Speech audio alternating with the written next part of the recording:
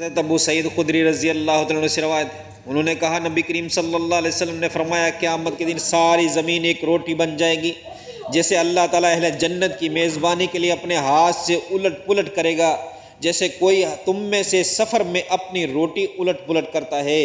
پھر ایک یہودی آپ صلی اللہ علیہ وسلم کی خدمت میں حاضر ہوا اور بولا، اے ابو القاسم، تم پر رحمان کی برکت نازل ہو، اللہ تم پر رحمت فرمائے، کیا میں تمہیں قیامت کے دن اہل جنت کی سب سے پہلی ضیافت کی خبر نہ دوں؟ آپ صلی اللہ علیہ وسلم نے فرمایا کیوں نہیں؟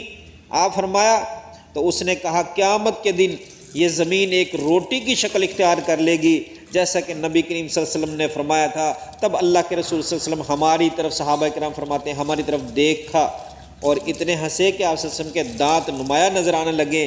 پھر وہ یہودی کہنے لگا، میں تمہیں اہل جنت کے سالن کی بھی خبر نہ دوں؟ کہنے لگا ان کا سالن بالام اور نون ہوگا۔ صحابہ کرام نے فرمایا یہ کیا چیز ہے بالام اور نون؟ اس نے کہا بیل اور مچھلی، جن کی کلیجی کے زائد ٹکڑے سے 70,000 آدمی کھائیں گے۔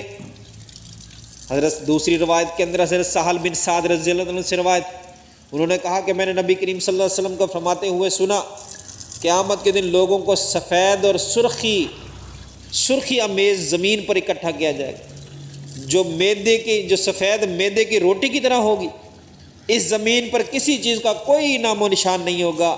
قرآن مجید کی بعض آیات سے زمین میں تبدیلی کی جو صورتیں سامنے آئی ہیں وہ یہ ہیں کہ زمین میں اس دن کوئی بلندی یا پستی نہیں رہے گی، سب پہاڑ زمین بوش کر دیے جائیں گے، زمین کو ہموار کر دیا جائے گا، سب کھڈے بھر دیے جائیں گے۔ اس طرح سطح زمین ہموار اور ندی نالوں کو ملا کر پہلے سے بہت زیادہ بڑی ہو جائے گی۔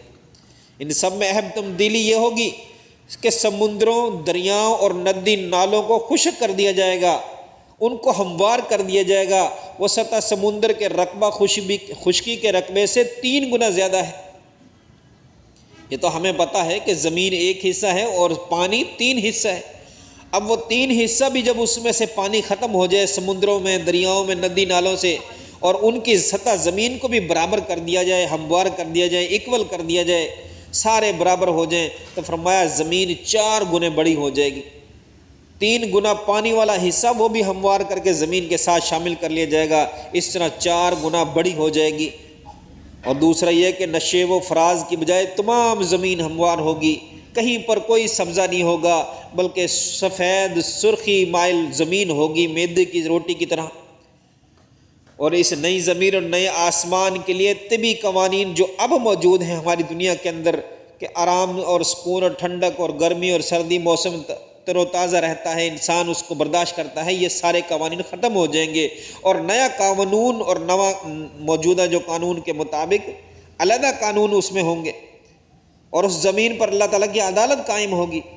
تو وہ یہی زمین ہوگی جس پر اللہ تعالیٰ عدالت لگائیں گے، یہی زمین ہوگی جس پر اللہ تعالیٰ اپنا اعمال نامہ، جو اعمال تولنے کے لیے میزان لگائیں گے، اسی زمین پر رکھی جائے گی، اور لوگوں کے اعمال کے مطابق ان کی جزا اور سزا کے فیصلے بھی اسی زمین پر ہوں گے، اسی جگہ ہوں گے۔